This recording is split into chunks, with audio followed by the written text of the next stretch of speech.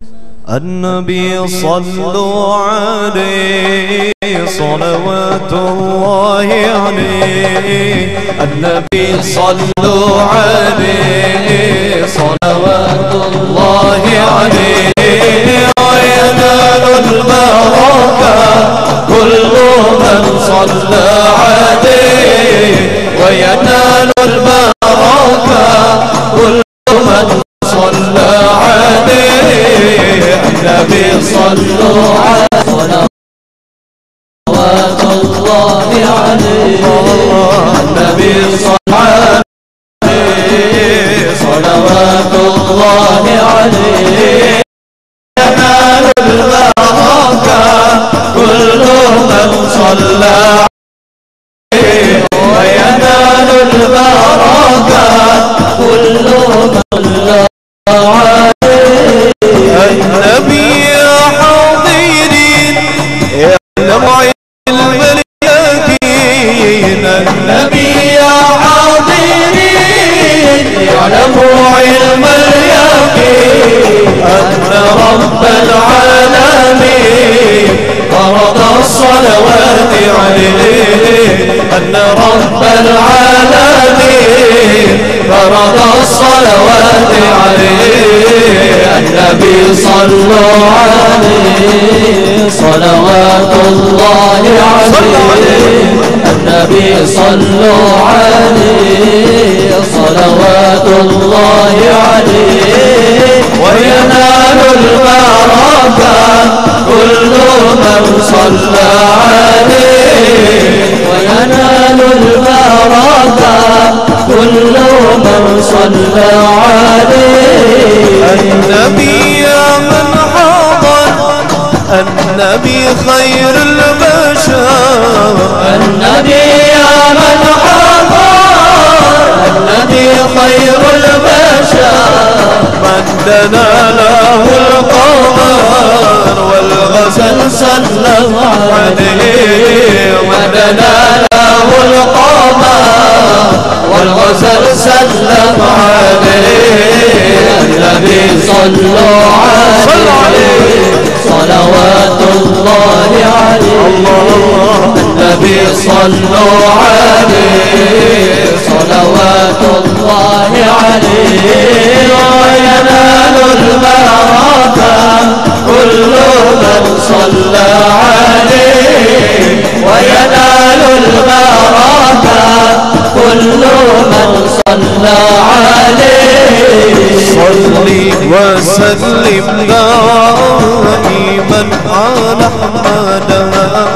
صلي وسلم دائما على أحمد والآل والأصحاب من قد وحدا. والآل والأصحاب من قد وحدا. صلي وسلم دائما على أحمد. صلي وسلم دائما على أحمد والآل والأصحاب من قد وحدا. والآل والأصحاب من قد وحدا. أحمد المصطفى ذوى السماء مقيض من لذنب به نداما. أحمد المصطفى ذوى السماء مقيض من لذنب به نداما. به أرجو الرضا وقبول التوبة. صلي وسلم دائما على أحمد. صلي وسلم دائما على أحمد والآل والأصحاب من قد وحدا. والآل والأصحاب من قد وحدا.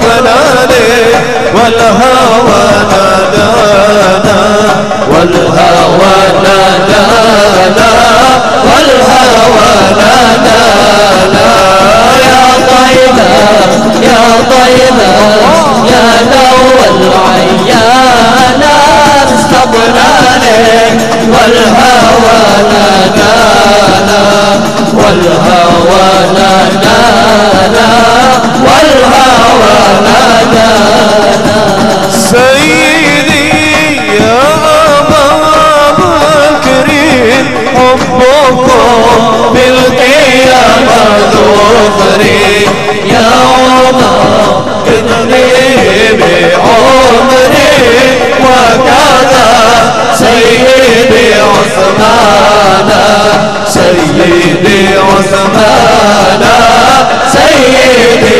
عثمان يا طيبة يا طيبة يا نور العيانا اشتقنا لك والهوى نادانا والهوى نادانا والهوى نادانا يا علي يا ابن أبي طالب حبكم بالقيامة ذخري يا ترى العرى لحاجب عندكم أفضل الغلمان أفضل الغلمان أفضل الغلمان يا طيبة يا طيبة يا نور العيانا اشتقنا لك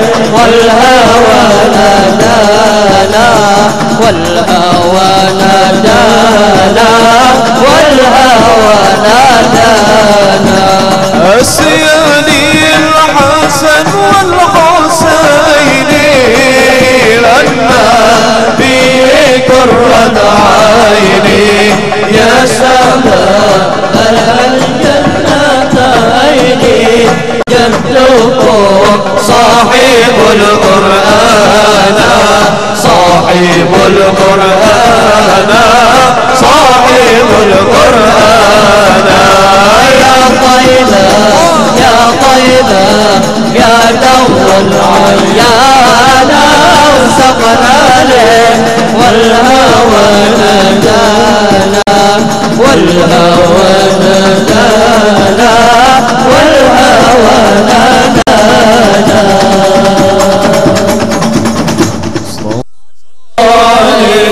وسلموا تسليما اللهم صل وسلم وبارك عليه وعلى يا ربي صل على محمد يا ربي صل عليه وسلم يا ربي صل على محمد يا ربي صل عليه وسلم يا ربي صل على محمد ما لاح في الأفق لمع بارد يا ربي صل على محمد يا ربي صل عليه وسلم يا ربي صل على محمد خير الورى أشرف الخلائق يا ربي صل على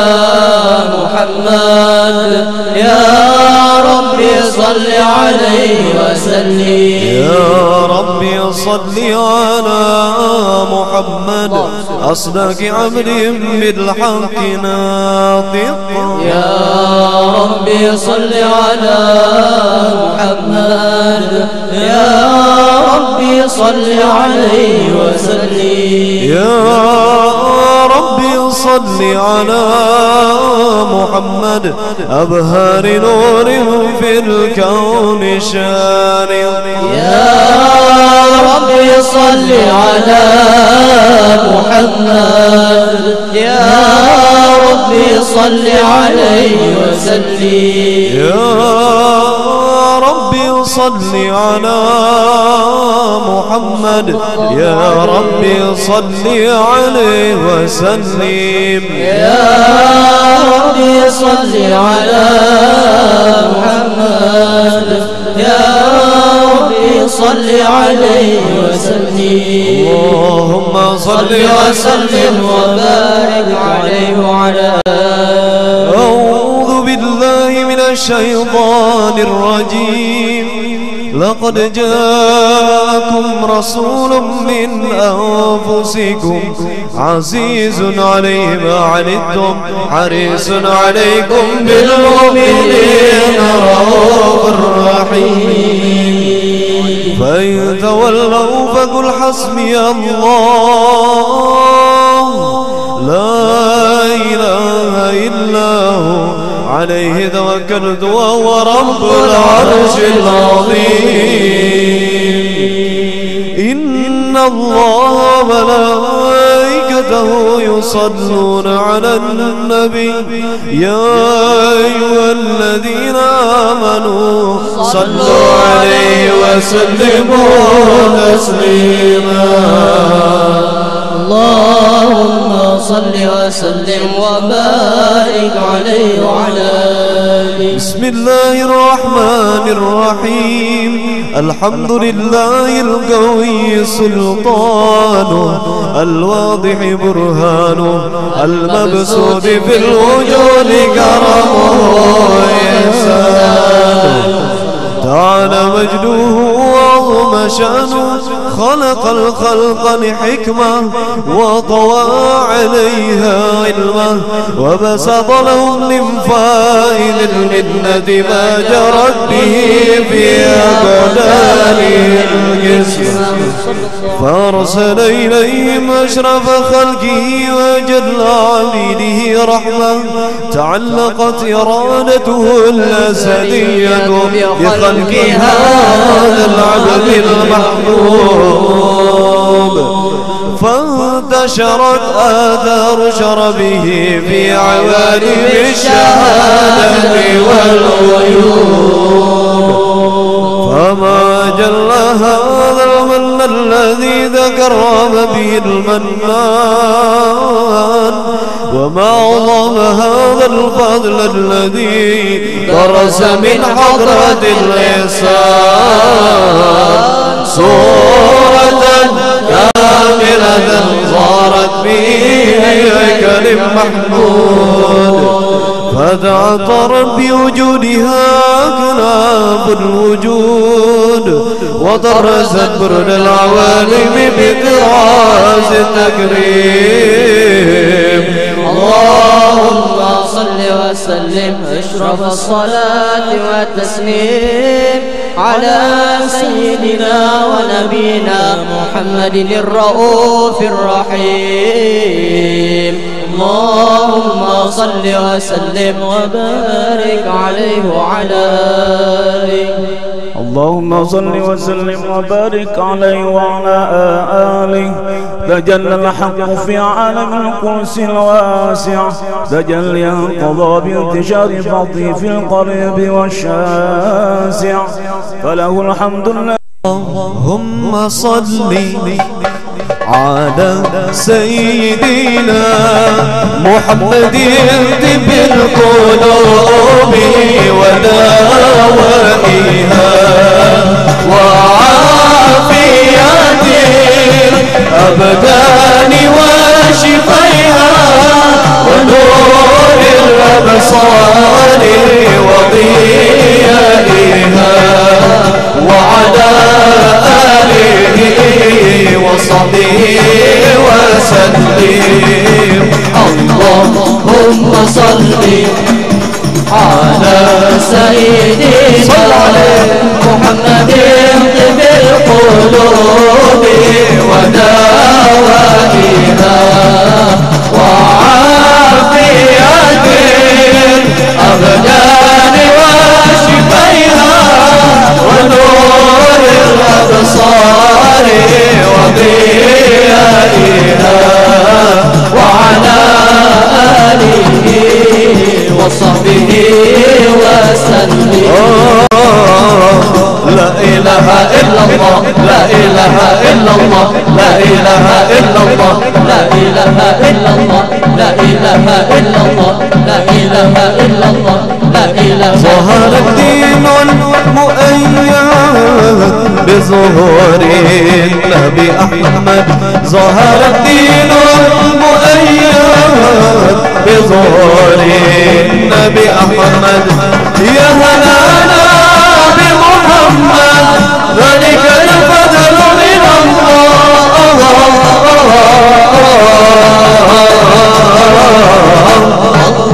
يا هلانا يا هلانا يا هلانا يا هلانا يا هلانا يا هلانا يا هلانا يا هلانا.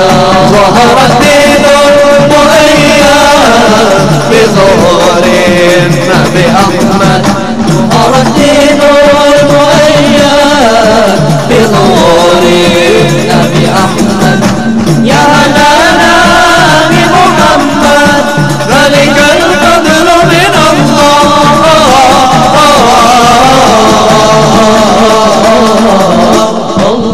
يا هلانا يا هلانا يا هلانا يا هلانا يا هلانا يا هلانا يا هلانا يا هلانا. صلوا على خير الأنام المصطفى بدر التمام صلوا عليه وسلموا يشفع لنا يوم الزحام الله يا هلانا يا هلانا يا هلانا يا هلانا يا هلانا يا هلانا يا هلانا يا هلانا يا هلانا يا هلانا يا هلانا يا هلانا يا هلانا يا هلانا يا هلانا يا هلانا. ظهر الدين والمؤيد بظهور النبي أحمد ظهر الدين والمؤيد بظهور النبي أحمد يا هلانا بمحمد ذلك الفضل من الله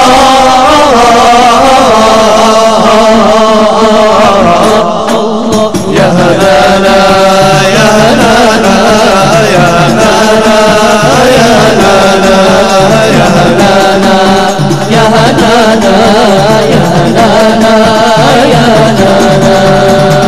يا حبيبنا يا حبيبنا عبد الرحمن ساقا يا شيخنا يا شيخنا خارق العادة أنتم ولينا أنتم حبيبنا أنتم شفيعنا يا خارق العادة يا حبيبنا يا حبيبنا عبد الرحمن ساقا يا شيخنا يا شيخنا خارق العادة يا ربنا يا ربنا اغفر ذنوبنا يا الله يا جواد يا حبيبنا يا حبيبنا عبد الرحمن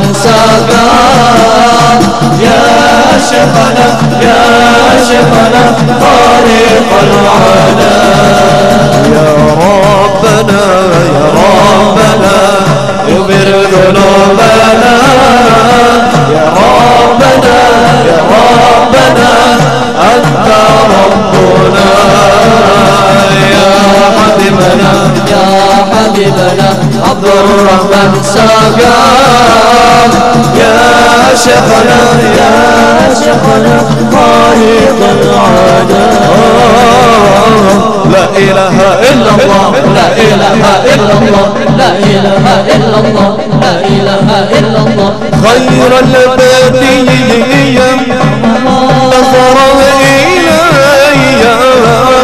خير البرية نظر إلي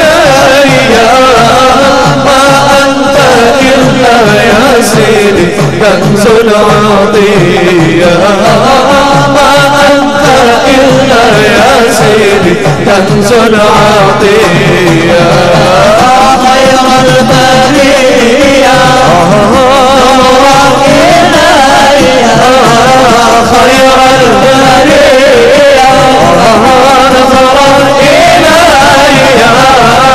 ما أنت إلا يا سيدي كنز العطية ما أنت إلا يا سيدي كنز العطية يا بحر فاضل وتجاوزني يا بحر فاضل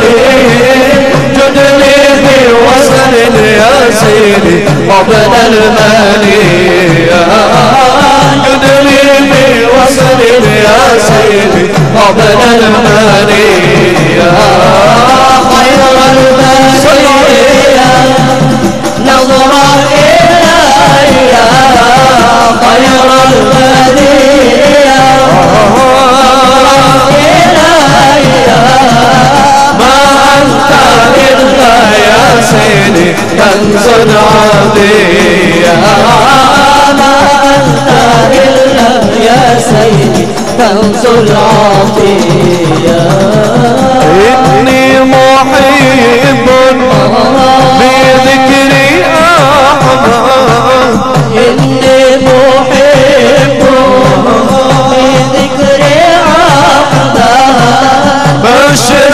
محبا يا سيدي ولو برؤيا بشر محبا يا سيدي ولو برؤيا خير البرية نظر إلي خير البرية نظر إلي ما أنت إلا يا سيدي كنز العطية ما أنت إلا يا سيدي كنز العطية اللهم صل وسلم وبارك عليه وعلى ومنذ علقت به هذه الدرة المكنونة والجوهرة المصونة والكون كله يصبح ويمسي في سرور وابتهاج بقرب ظهور إشراق هذا السراج والعيون متشوفة إلى بروز متشوقة إلى التقاط جواهر كنوز وكل دابة لقريش نطقت بفصيح العبارة معلنة بكمال البشارة وما من حامل حملت في ذلك العام إلا أتت في حملها بغلام من بركات والسعادة هذا البيان ولم تزل الأرض والسماوات متضمخة بعطر الفرح بملاقاة أشرف البريات وبروزه من عالم الخفاء إلى عالم الظهور بعد تنقله في البطون والظهور فأظهر الله في الوجود بهجة التكريم وبسط في العالم الكبير مائدة التشريف والتعظيم ببروز هذا البشر الكريم اللهم صل وسلم اشرف الصلاة وتسليم على سيدنا ونبينا محمد الرؤوف الرحيم اللهم صل وسلم وبارك عليه وعلى آله حين قرب أوان وضع هذا الحبيب.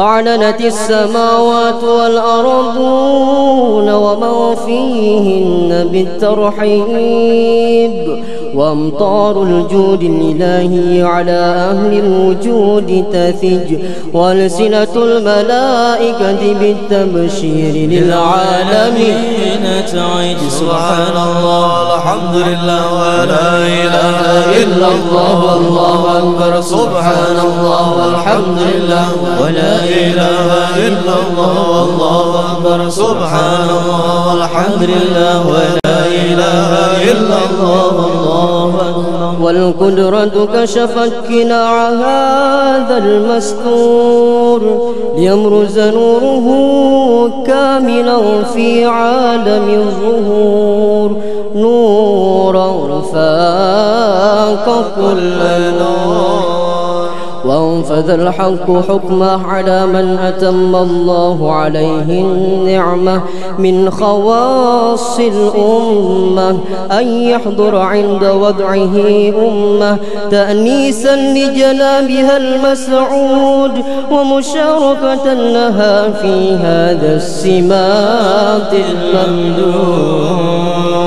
فحضرت بتوفيق الله السيدة مريم والسيدة آسيا، ومعهما من الحور العين من قسم الله له من الشرف بالقسمة الوافية.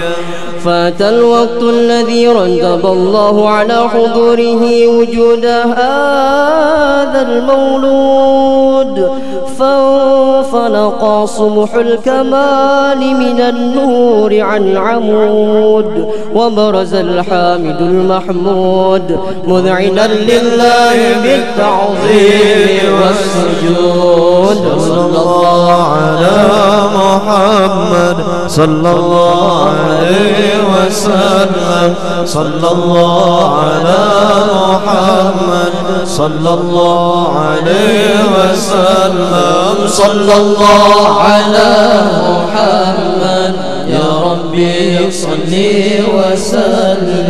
وطلع البدر علينا من ثنيات الوداع، وجب الشكر علينا ما دعا لله داع. طلع البدر علينا من ثنيات الوداع، وجب الشكر علينا ما دعا لله داع. طلع البدر علينا من ثنيات الوداع،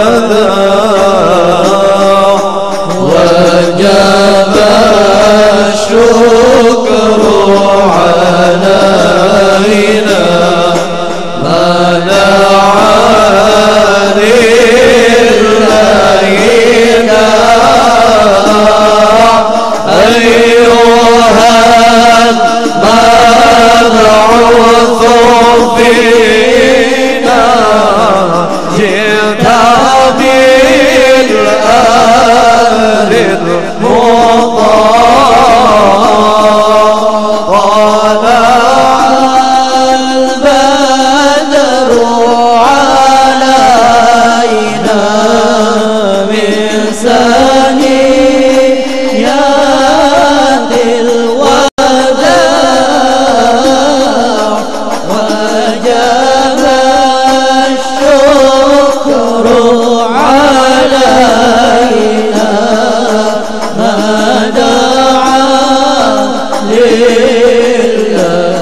للهدى كن شفيعا يا حبيبي يوم حشر واجتماع كن شفيعا يا حبيبي يوم حشر واجتماع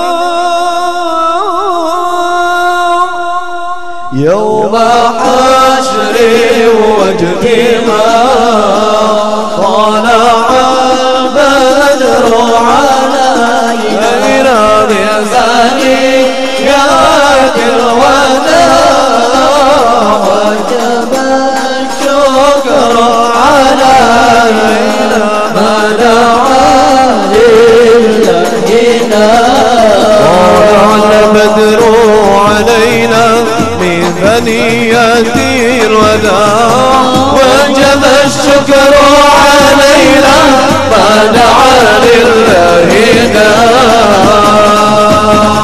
طلع البدر علينا من ثنيات الوداع وجب الشكر علينا ما دعا للهنا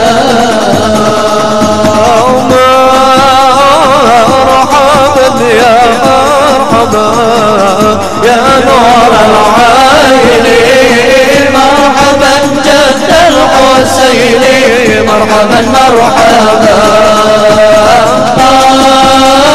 مرحبا يا مرحبا يا نور العين مرحبا جد الحسين مرحبا مرحبا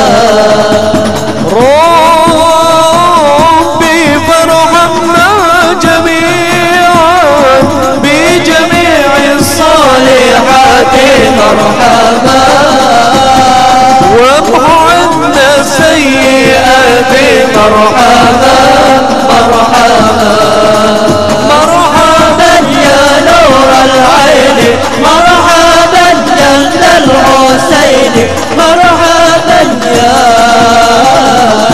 الحسين مرحبا صلى الله على محمد صلى الله عليه وسلم صلى الله على محمد يا ربي صل وسلم يا نبي سلام عليك يا رسول سلام عليك يا حبيب سلام عليك صلوات الله عليك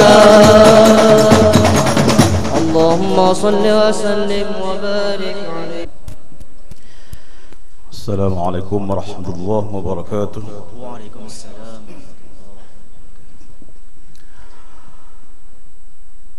أعوذ بالله من الشيطان الرجيم.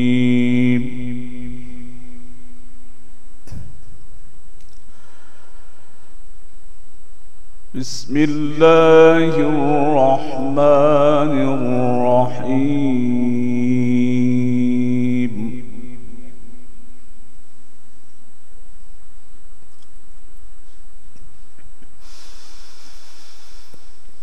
أقم الصلاة لدلوك الشمس إلى غسق الليل وقرآن الفجر إن قرآن الفجر كان مشهودا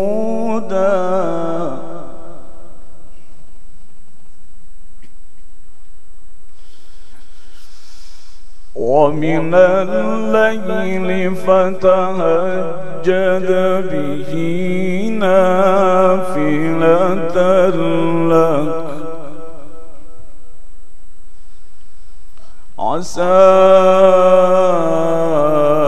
أن يبعثك ربك ربك مقاما محمودا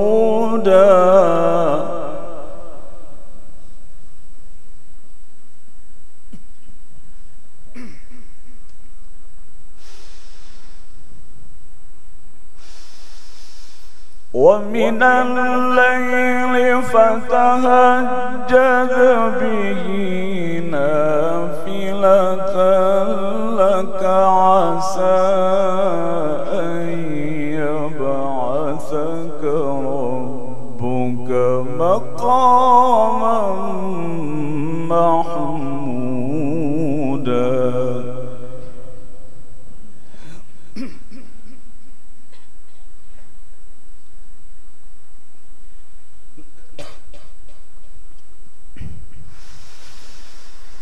وقل رب أدخلني مدخل صدق وأخرجني مخرج صدق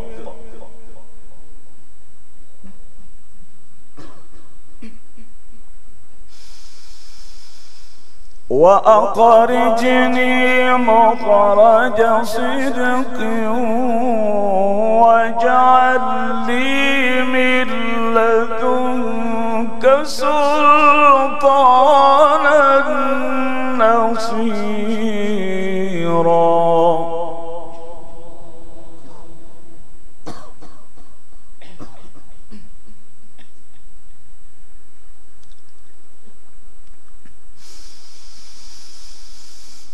ومن الليل فتهجد به نافلة لك عسى أن يبعثك ربك مقاما محمودا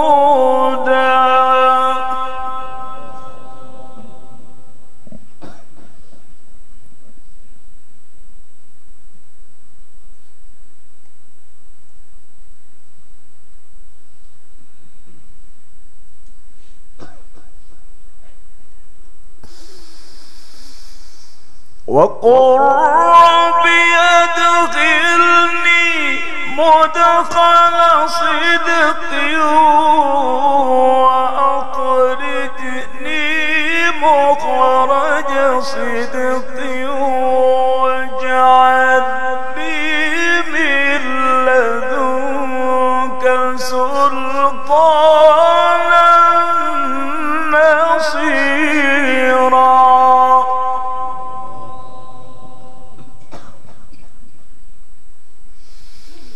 وقل رب أدخلني مدخل صدق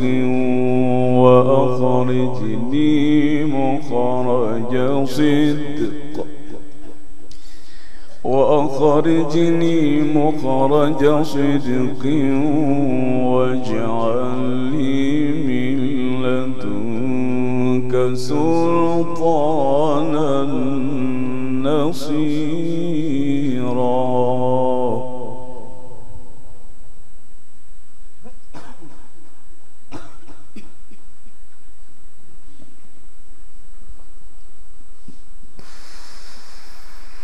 ومن الليل فتهجد به نافلة لك عسى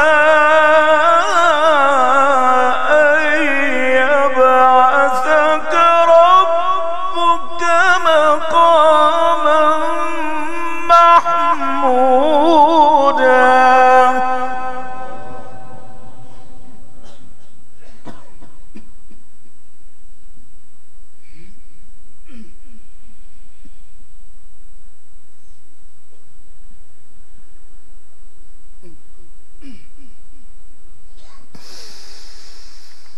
وقل رب أدخلني مدخل صدق وأخرجني مخرج صدق واجعل لي من منك سلطانا نصيرا.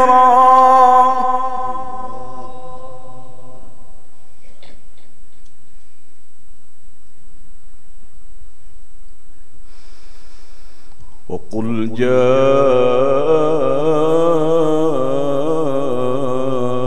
الحق وزهق الباطل إن الباطل كان زهوقا.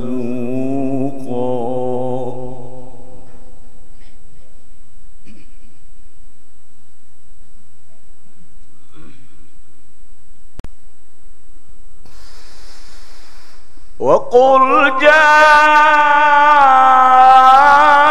الحق وزهق الباطل إن الباطل كان زهوقا.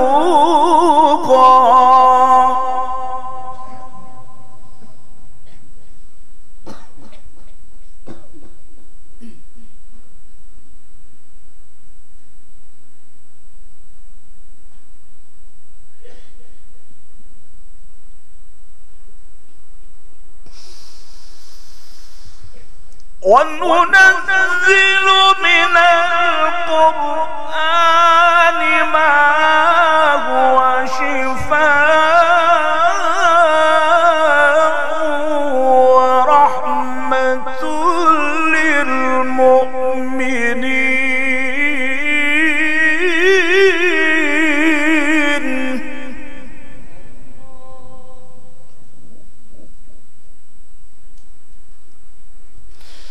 ولا يزيد الظالمين إلا خسارا.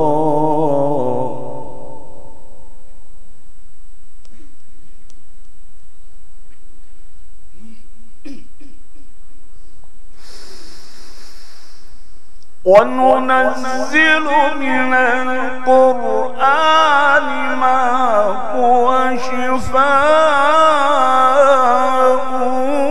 ورحمة للمؤمنين ولا يزيد الظالمين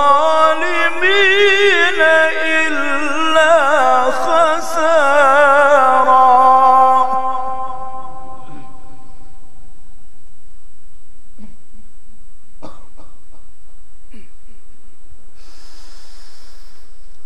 وننزل من القرآن ما هو شفاء ورحمة للمؤمنين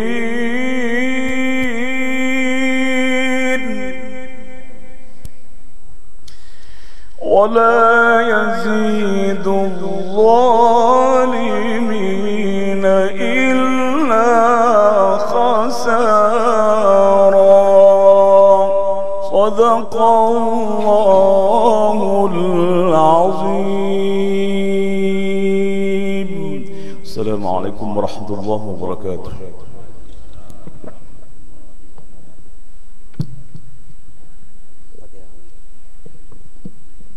الفاتحة إلى حضرة نبينا محمد وصحبه الكرام إلى عباسنا المهاجر إلى عبد محمد عيسى وسيدنا الفقيه المقدم محمد بن علي البعلوي وسيدنا وحبيبنا وعملة من الراتب وابن شهد عبد الله بن عوي بن محمد حداد البعلوي وإلى أرواح آبائنا وأمتنا ووالدينا ومعلمينا وأستاذنا ولجميع المسلمين والمسلمات والمؤمنات أن الله يبدل درجاتهم في الجنة وينفعنا بأسرارهم وأنوارهم وعلومهم وبركاتهم ونفحهم في الدين والدنيا والآخرة بالقبول. الفاتحة.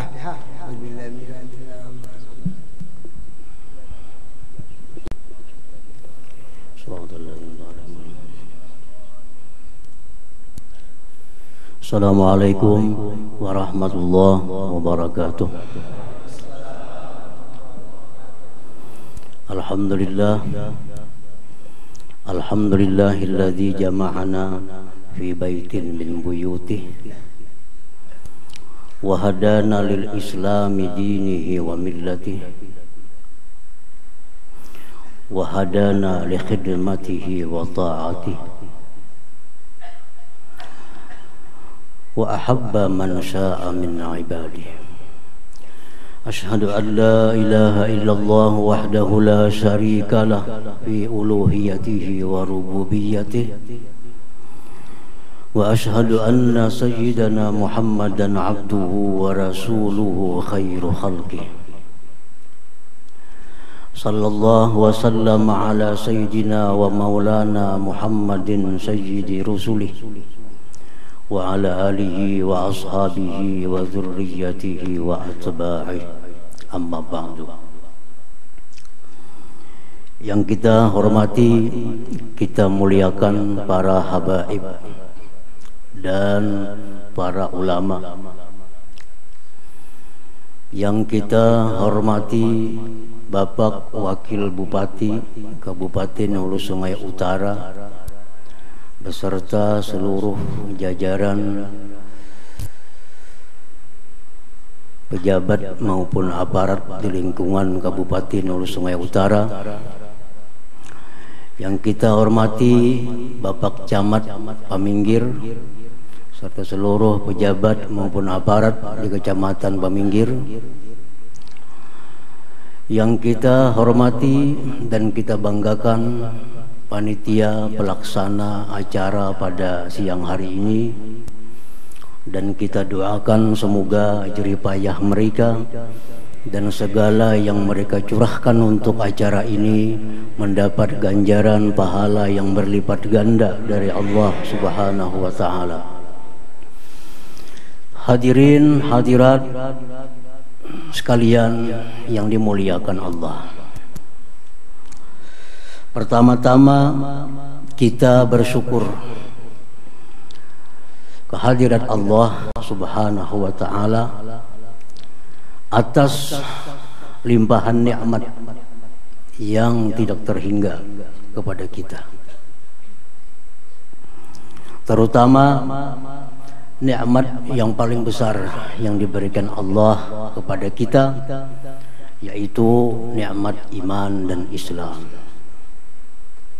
Kita bersyukur kepada Allah dijadikannya mukminin, muslimin, orang yang beriman dan orang yang beragama Islam.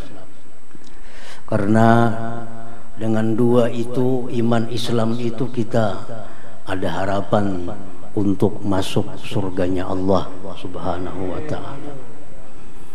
Nikmat iman Islam kita syukur, kita bangga diberi Allah nikmat itu. Lebih bangga daripada nikmat-nikmat yang lainnya.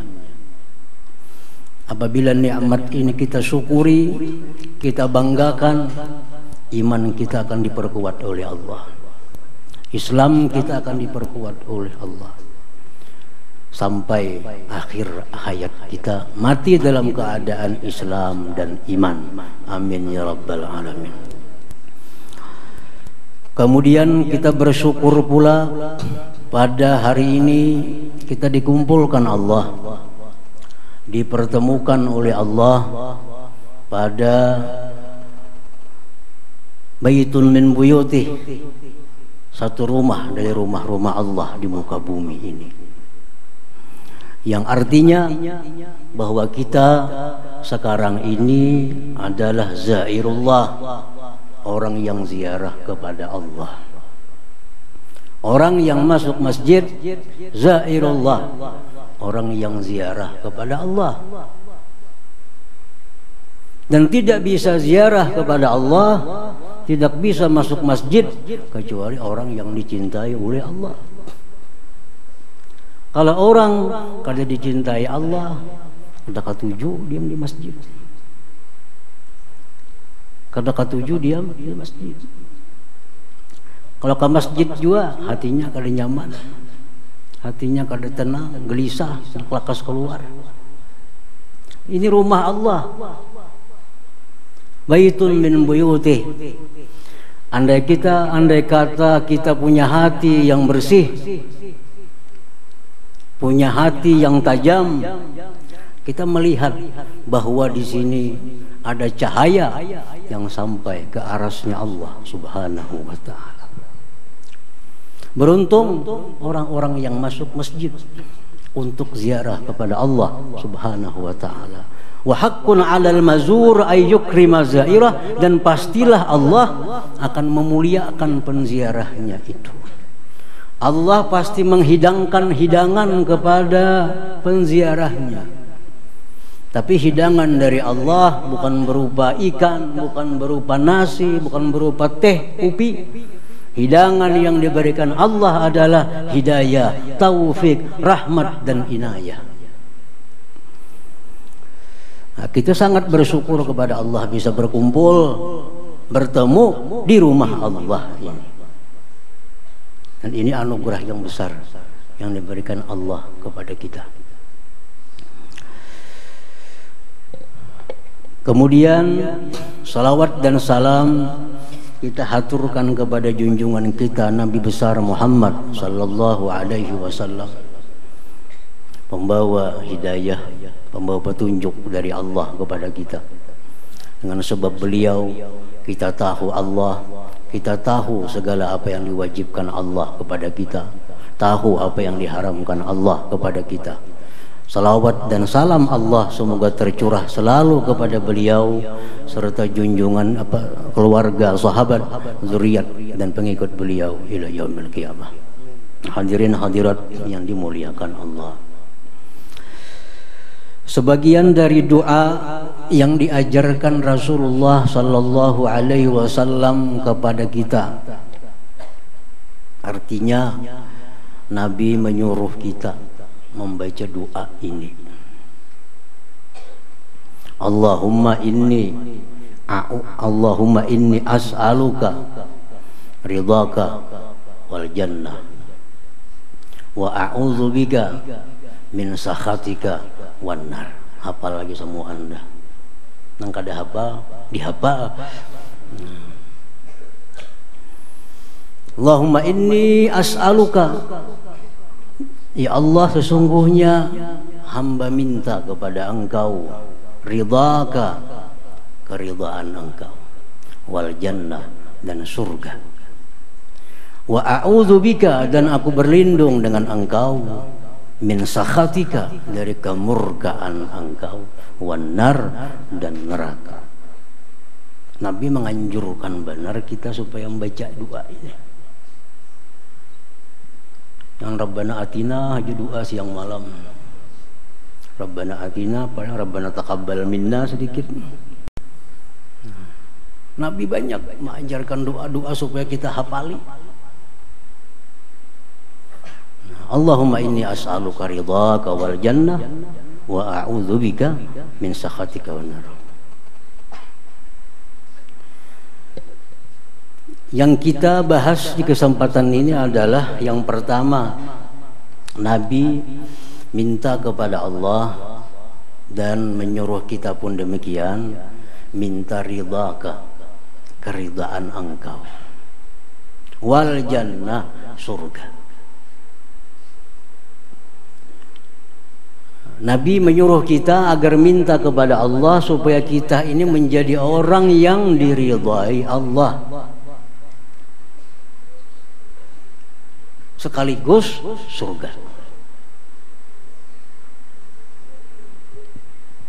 Ridha, senang artinya. Kita minta supaya disenangi oleh Allah. Nah, senang, ridha itu merupakan salah satu daripada buah cinta. Ridha ini cabang atau anak atau buah daripada cinta. Setiap orang yang diridhai Allah pasti dicintai oleh Allah. Jadi cinta dulu. Nah, kalau Allah itu cinta kepada seseorang, maka Allah ridha kepadanya, diberinya surga.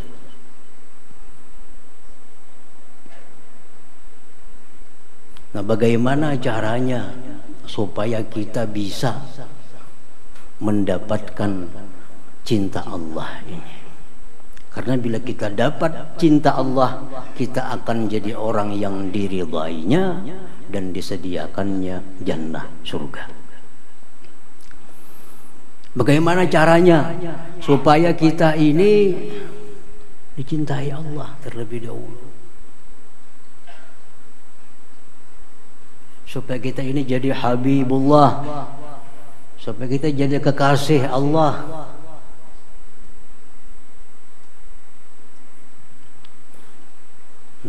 Allah Subhanahu wa ta'ala dalam hadis kudusi menjelaskan cara bagaimana untuk mendapatkan cinta Allah itu. Dalam sebuah hadis kudusi Allah berfirman yang artinya, ibadah yang paling kusukai dari hambaku itu adalah melaksanakan keperluan. Ibadah yang kita lakukan itu yang paling disukai Allah, kita melaksanakan keperluan, kewajiban. Allah paling suka kalau kita melaksanakan kewajiban kita. Dan dia memperbanyak dengan ibadah-ibadah sunnah. Hatta uhibbah, sehingga aku cintai dia. Jadi itu aja modalnya 2 macam. Yang wajib dilaksanakan, perbanyak ibadah sunat, kita akan dapat cinta Allah. Bila dapat cinta Allah, dapat ridhanya. Dapat ridha Allah, dapat jannah, surganya.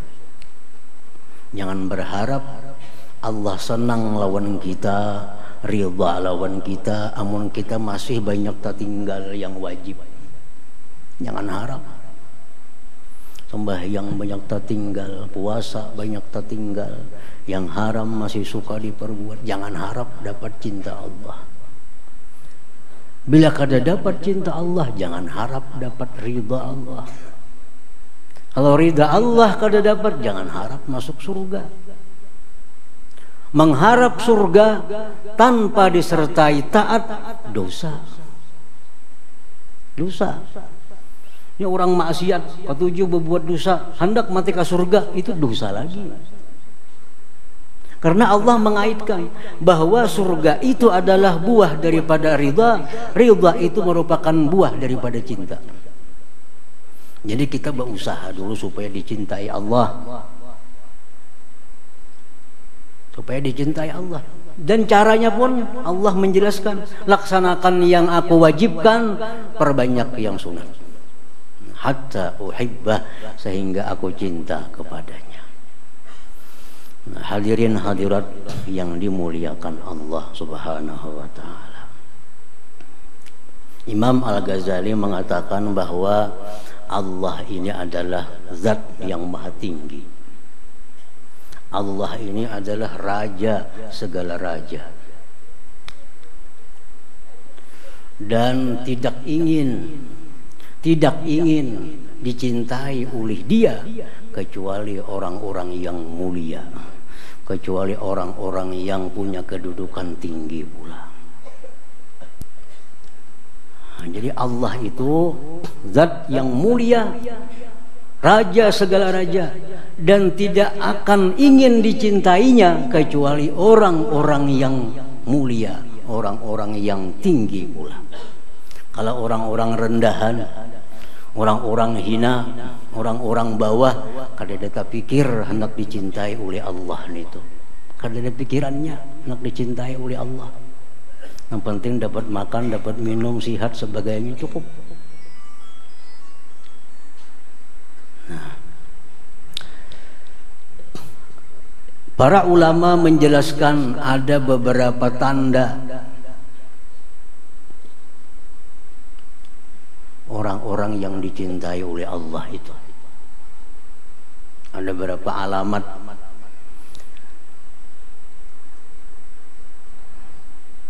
Pertama, tanda orang yang dicintai Allah itu madahahu wa athna alaih. Orang yang dicintai Allah itu adalah orang yang Allah uji, orang yang Allah sanjung dia. Apabila kita dipuji oleh Allah, kita disanjung oleh Allah, kita dimuliakan oleh Allah, berarti itu tanda Allah cinta kepada kita. Di mana kita mengetahui Allah memuji kita? Di mana kita mengetahui Allah memuliakan kita? Di mana kita mengetahui Allah menyanjung kita? Di mana mengetahuinya? Mengetahuinya itu bi alsinatis salihin, di mulut-mulut orang-orang yang saleh. Itu orang saleh ukurannya. Kalau orang saleh itu memuji kita, orang yang saleh itu menghormati kita, orang yang saleh itu menyanjung kita, itu alamat kita ini disanjung, dipuji, dimuliakan oleh Allah Subhanahu wa ta'ala. Sebabnya apa? Karena orang yang saleh tidak akan menyanjung orang-orang yang dimurkai Allah. Orang-orang yang saleh tidak akan menghormati orang-orang yang dimurkai Allah. Orang-orang yang saleh tidak akan memuji orang-orang yang dimurkai Allah Subhanahu wa ta'ala. Orang salih memuji itu alsinatullah bil ardi, itu merupakan lisannya Allah di muka bumi ini. Hadirin hadirat yang dimuliakan Allah. Jadi orang saleh itu patukan. Orang saleh sayang kada lawan kita. Orang saleh itu cinta kada lawan kita. Mangganang kada lawan kita. Bila orang saleh sayang kepada kita, orang saleh cinta kepada kita, alamat Allah cinta kepada kita. Hadirin hadirat yang dimuliakan Allah, seluruh alam semesta ini memuji kita. Seluruh alam semesta memuji kita, tapi orang saleh mencela kita. Pujian alam semesta itu tidak ada harganya di sisi Allah Subhanahu wa ta'ala. Orang seduniaan memuji kita, menyanjung kita, tapi orang-orang saleh kadang menghiraukan dengan kita. Maka orang ini tidak ada nilainya di sisi Allah Subhanahu wa ta'ala. Disanjung, dipuji, diidolakan di mana-mana. Tapi nang maidolakan ini siapa? Yang menyanjung ini siapa? Satu sanjungan pujian dari orang saleh kepada kita lebih berharga dari sanjungan seluruh alam semesta dari orang-orang yang tidak saleh itu.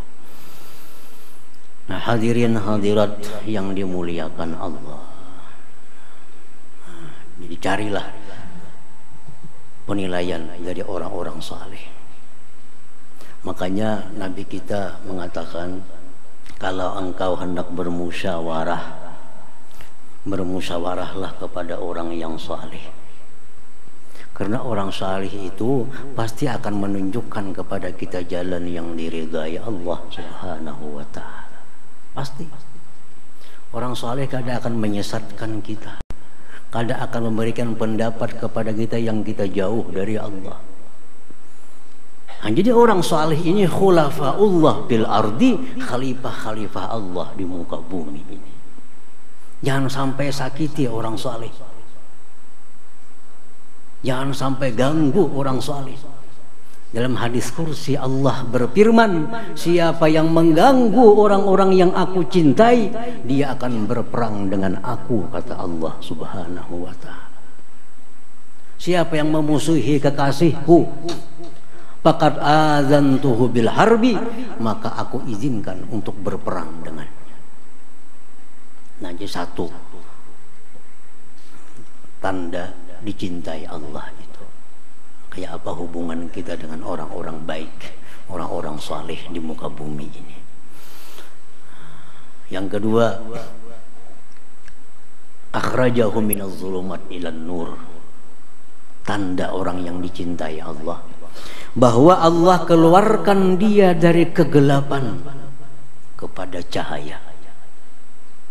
Artinya apa? Artinya Allah berikan dia jalan untuk tobat begitu dia jatuh dalam dosa. Nah, ini tanda orang yang dicintai Allah.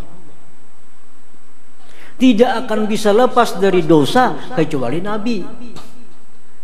Itu mereka maksumun, dipelihara dari dosa. Nah, selain Nabi tidak ada yang lepas dari dosa. Cuma kalau orang itu dikasihi Allah, orang itu dicintai Allah, begitu dia jatuh ke suatu dosa, dia akan dikeluarkan Allah, dibukakan Allah pintu tobatnya. Ini hari ini Anda berbuat maksiat, lakas kembali kepada Allah. Hari ini tadi asa merasa ada berdusta, lakas tobat kepada Allah. Hari ini ada rasa menggibah orang, lakas tobat kepada Allah. Hari ini ada rasa sombong, lakas tobat kepada Allah. Hari ini asa ada riya dalam hati, lakas tobatnya kepada Allah. Nah, bila sudah demikian, alamat orang ini orang yang dicintai oleh Allah Subhanahu wa ta'ala. Dosa jangan sampai dipamalamakan. Dosa jangan sampai dipamalamakan. Jadi kalau hari ini kita menggibah orang, hari ini dia mesti tobat kepada Allah. Kalau hari ini kita menganiaya orang, hari ini juga harus tobat kepada Allah. Kalau hari ini kita berdusta, hari ini juga kita tobat kepada Allah. Jangan sampai takaisuk. Nah, itu tanda orang yang dicintai oleh Allah Subhanahu wa ta'ala. Selalu tobat, selalu tobat. Sehingga Rasulullah SAW bersabda, At-taib Habibullah. Orang yang tobat itu adalah Habibullah, kekasihnya Allah Subhanahu wa ta'ala. Kita manusia punya nafsu, maksiat banyak di hadapan kita. Kita sulit menghindar dari dosa. Kada jadi soal selama kita rajin tobat kepada Allah Subhanahu wa ta'ala. Berkata para ulama, bila mana dosa itu jadi pekerjaan kamu, maka tobat pun hendaknya jadi pekerjaan kamu. Rasulullah SAW dalam sebuah hadis, beliau tobat minta ampun kepada Allah 100 kali sehari. Beliau mencontohkan kepada kita, Nabi orang yang bersih dari dosa, mencontohkan kepada kita, beliau istighfar kepada 100 kali sehari. Istighfar disertai dengan tobat. Hari ini kita berdusta, hari ini kita menyesal, kada akan mengulang lagi. Sekalinya yang Mbak Asar tak ulang pulang berdusta, kada jadi persoalan, tobat lagi. Menyesal tadi berdusta pulang Mbak Asar tadi, kada hendak lagi bang berdusta. Sekalinya Mbak Isa berdusta pulang, tobat lagi. Ujar Nabi apa, manusia itu katuju berbuat dosa. Tapi sebaik-baik orang yang berbuat dosa, orang yang selalu tobat kepada Allah Subhanahu wa ta'ala. Jadi kadada tanda cinta Allah tuh orang kada berdosa, kadada. Misalnya tanda orang dicintai Allah, orang kada berdosa, kadada. Orang yang dicintai Allah itu tandanya antara lain adalah berbuat dosa, lakas tobat kembali kepada Allah Subhanahu wa ta'ala. Kada jadi apa-apa. Walaupun 70 kali sehari berbuat dosa, 70 kali juga minta ampunnya kepada Allah Subhanahu wa ta'ala. Nah, Allah akan menjadikan kita kekasihnya. At-taib Habibullah, orang yang tobat itu adalah kekasih Allah Subhanahu wa ta'ala. Nah, 2 tanda orang yang dicintai Allah. Yang ketiga, tanda orang yang dicintai Allah, sahalalahu abwabat taqwa. Allah mudahkan bagi dia pintu takwa. Allah mudahkan kepada kita jalan-jalan takwa.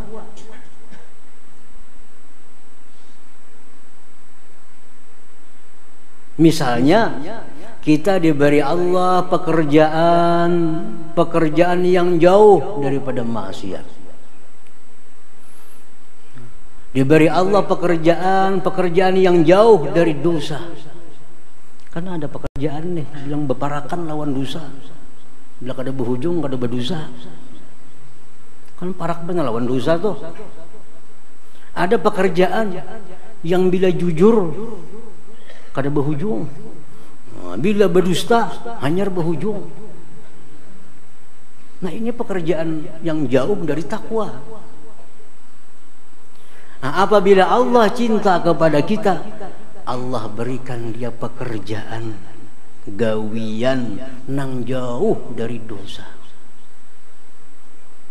Jauh dari dosa. Banyak orang dapat dosa karena pekerjaannya. Banyak orang makan haram karena pekerjaannya. Ini tanda orang yang ada dicintai Allah. Kalau orang dicintai Allah, Allah beri dia pekerjaan yang jauh dari dosa. Jauh dari dosa. Maiwak situ misalnya, jauh dari dosa. Maiwak siapa? Iwak Allah Ta'ala umpamanya banyu situ. Nah, iwaknya jual, habis. Kan ada sangkut paut dengan dosa. Nah, Allah beri kawan yang jauh daripada dosa. Ini ada kawan ketujuh membawa kada baik, ketujuh membawa maksiat. Ini tanda orang yang kada dicintai Allah.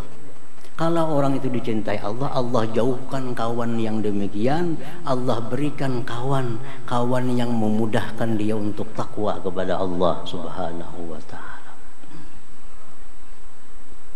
Allah berikan dia pasangan yang mendukung dia untuk takwa kepada Allah. Si bini mendukung lakinya takwa kepada Allah, laki mendukung bininya takwa kepada Allah. Ini pasangan yang barakah. Nah, jadi orang yang dicintai Allah itu tandanya antara lain juga adalah Allah permudah bagi dia pintu-pintu ketakwaan itu. Kada sulit untuk dia takwa sebab pekerjaannya jauh dari dosa, bininya mendukung inya takwa, keluarganya mendukung inya takwa, mendukung kepada takwa. Nah, 3 sudah tanda orang-orang yang dicintai oleh Allah Subhanahu wa ta'ala.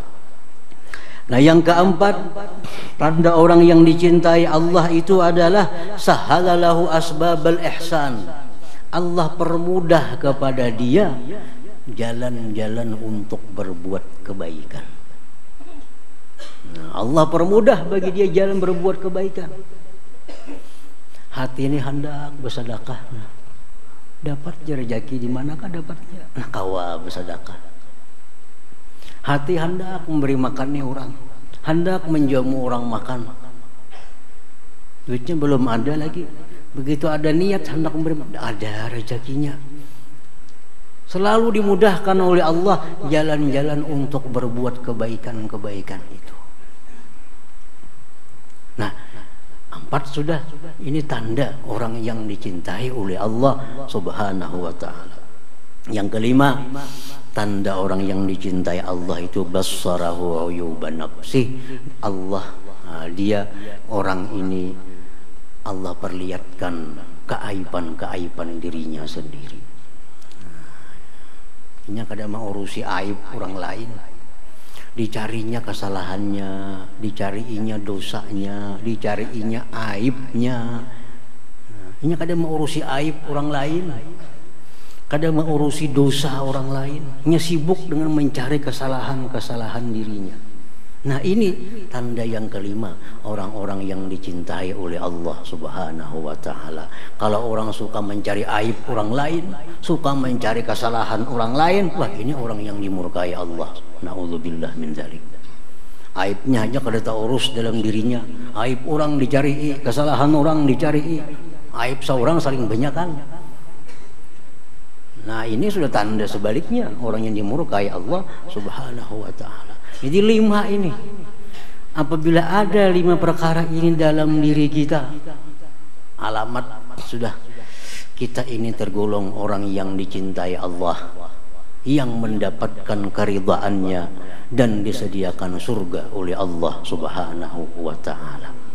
Nah, hadirin hadirat yang dimuliakan Allah. Nah, jadi pertama dipuji oleh orang-orang saleh. Ada orang-orang ahli maksiat digandrungi oleh seduniaan, tapi mengandrungi siapa? Nanti mengandrungi. Ada orang-orang pemain bola internasional, ada artis-artis segala macam, sing banyak kan penggemarnya. Lihat mana menggemarinya siapa? Adakah tuan guru menggemarinya itu? Adakah orang saleh mencinta lawaninya? Ada harganya di sisi Allah Subhanahu wa ta'ala, ada harganya. Walaupun saikung nang sayang lawan kita, tapi orang saleh cukup sudah. Karena orang saleh itu adalah khalifah Allah di muka bumi ini. Nah, yang kedua, biasakan tobat. Kalau perlu setiap habis 95 waktu tobat kepada Allah. Ingati jadi dosa-dosa apa tadi. Tobat kepada Allah. Tobat jangan bersimpanan dosa. Jangan hendak menabung dosa. Jangan hendak menabung dosa. Kalau kita berdosa, ya sejam 2 jam lepas dosa, jangan disimpan. Jangan disimpan. Yang ketiga, mudah untuk takwa kepada Allah Subhanahu wa ta'ala. Nyaman untuk takwa kepada Allah. Kada ada halangan untuk takwa kepada Allah. Yang keempat, kada ada halangan untuk berbuat baik kepada manusia. Yang kelima, dia selalu melihati, memikirkan dosa-dosanya, aib dirinya, tanpa memikirkan dosa dan kesalahan orang lain. Nah, 5 hal ini bila ada dalam diri kita, sudah merupakan nikmat yang besar, bahwa kita tergolong orang-orang yang dicintai Allah Subhanahu wa ta'ala. Nah, hadirin hadirat yang dimuliakan Allah, mudah-mudahan ini merupakan pembuka kita untuk menuju pintu kebaikan, dan mudah-mudahan kita mendapatkan husnul khatimah. Amin ya rabbal alamin. Wallahul hadi ila siratil mustaqim. Assalamualaikum warahmatullahi wabarakatuh.